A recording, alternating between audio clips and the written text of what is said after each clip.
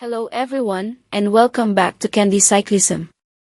Olav Kooij's victory has brought great joy to Decathlon CMA CGM, but for French cycling fans, the spotlight is now firmly on Paul Seixas and the enormous pressure this young talent is facing at the Tour de France.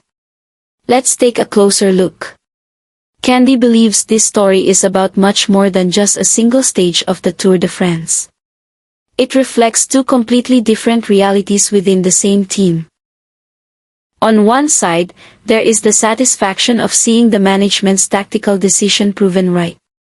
On the other, there is the immense burden resting on the shoulders of a young rider carrying the hopes of an entire nation. In Candy's view, that is what makes this story truly fascinating. Winning a stage is certainly worth celebrating, but how a team balances immediate success with its long-term vision is even more thought-provoking. The first point Candy wants to highlight is Dominique Siri's decision to bring Olav Kooij to the Tour de France. Before the race began, many voices in France argued that Decathlon CMA CGM should devote all of its resources to Paul Seixas, believing he represented the long-term future of French cycling. As a result, signing Olav Kooij and giving him this opportunity was met with considerable skepticism. However, his Stage 5 victory provided the clearest possible answer. Candy completely agrees with Dominique Siri's view that a 3-week Tour de France cannot be judged after only a few days. In Candy's opinion, success at the highest level of sport does not come from following public opinion. It comes from trusting a carefully prepared plan. That stage victory proved the team's significant investment in Olav Kooij was far from wasted, especially considering that a virus had disrupted his preparation for several months. Candy also believes that if the team's management had given in to outside pressure, they might never have enjoyed the reward they are celebrating today. What makes the story even more interesting is that Olav Kooij's victory has not shifted the focus of the French media. Their attention remains fixed on Paul Seixas. That is the real difference. Olav Kooij is being judged by his results, while Paul Seixas is being judged by expectations. Candy believes this highlights the contrast between an established sprinter who has already proven his ability and a young talent carrying the dreams of an entire country. To be honest, expectations can sometimes be even heavier than the pressure to win itself. Candy sees a strong parallel with the way British fans follow Wimbledon. Every year, they hope a home player will make history. In the same way, the French are placing on Paul Seixas the responsibility of ending their Tour de France yellow jersey drought, which has lasted since 1985. When a rider who is only 19 years old becomes a constant presence in the media, not only through interviews but even through stories about his grandfather, it shows that his influence has already grown far beyond the sport itself. Candy can't help but admire him, but also feel a little concerned.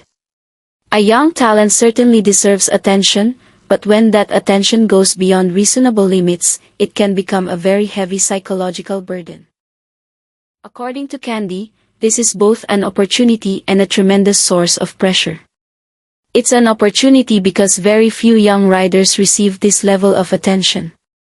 But the pressure is just as immense, because every small action can become tomorrow's headline. During Stage 5, when the overall contenders were split following a crash, French television even referred to the chasing group as Paul Seixas Group, rather than emphasizing the presence of Tadej Pogacar or Jonas Vingegaard. That says a great deal. To French fans, the central figure wasn't the reigning world champion, it was their own young prodigy. Candy believes this is the clearest evidence of Paul Seixas' growing popularity, but it is also a reminder that from this point forward, every move he makes will be examined under the media's microscope. Candy was particularly impressed by the way Paul Seixas handled the media.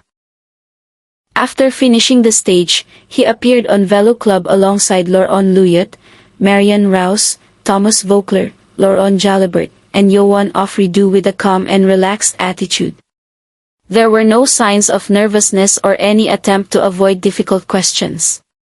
When asked about his future and the rumors linking him with other teams, he responded calmly, without criticizing anyone, simply stating that he remains under contract with Decathlon. Candy genuinely admires this level of maturity. In Candy's opinion, many young athletes excel in competition but struggle when dealing with the media. Paul Seixas, however, shows that he understands maintaining a professional image is just as important as achieving results on the road. When comparing him to Remco Evenepoel, who also rose to prominence at a very young age, Candy sees one important similarity: both riders possess remarkable composure when facing the media.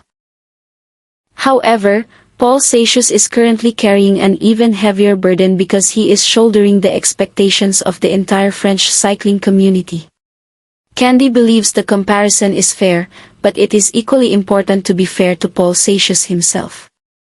Every rider develops under different circumstances, and he should never be expected to become a copy of anyone else. Meanwhile, from a sporting perspective, the real challenge still lies ahead. The mountain stages in the Pyrenees, especially the ascent of Col du Tourmalet, will be where Tadej Pogacar and Jonas Vingegaard begin to make their decisive moves.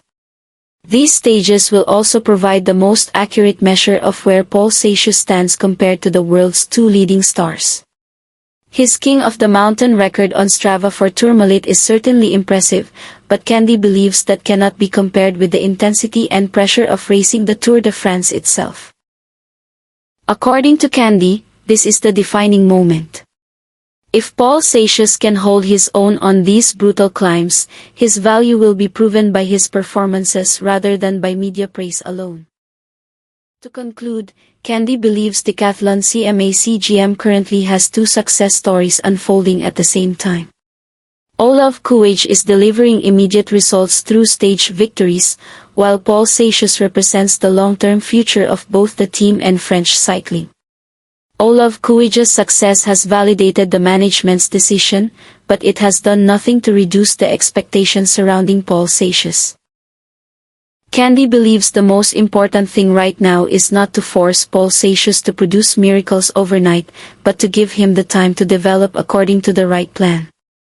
Even if he cannot yet defeat Tadej Pogacar or Jonas Vingegaard, Candy already sees in Paul Seixas a level of composure and maturity that is exceptionally rare for a 19-year-old rider. Personally, Candy believes that calmness will become the foundation for an even greater future. Sometimes, a champion is not defined solely by having the strongest legs, but by having the clarity of mind to overcome the immense pressure of an entire nation placing its hopes upon them. What do you think? Can Paul Seixas overcome the pressure and continue to shine at the Tour de France? Let us know your thoughts in the comments below. Don't forget to like this video, subscribe to Candy Cyclisme, and turn on notifications so you never miss the latest news from the world of professional cycling. Thanks for watching, and see you next time.